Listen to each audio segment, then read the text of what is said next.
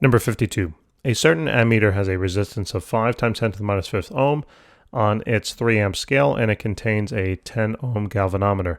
What is the sensitivity of the galvanometer? So basically it's asking for, when they say what is the sensitivity, and they're talking about like current and an ammeter here, they're asking for the current sensitivity, okay? Current sensitivity.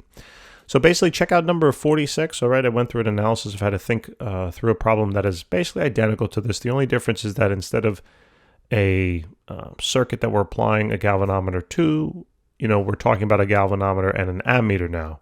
So it's identical though. So the formula I'm going to take right from that problem that we developed, okay? It's going to be now IA RA. In other words, the current that's flowing through the ammeter times the resistance flowing through the ammeter is equal to the current that's flowing through the galvanometer multiplied by the resistance of the galvanometer.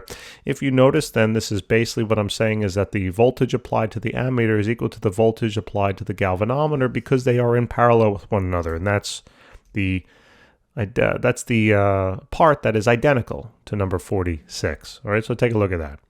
So what do we want to find? We want to find the current sensitivity of the galvanometer. In other words, find IG, okay, the current flowing through the galvanometer. The wording is a little confusing, but you would just simply divide out RG, right, from both sides.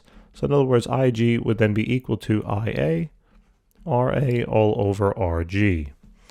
I'm not really sure what letter that is. But now all we have to do is just plug it in, right? So the current flowing through the ammeter is going to be 3.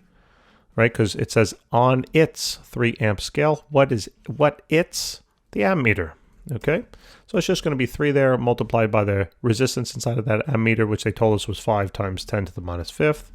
Divide that then by the resistance of the galvanometer, which is 10, and voila. We're going to simply now plug that into the calculator. So this is going to be 3 times 5 times 10 to the minus 5th divided by 10.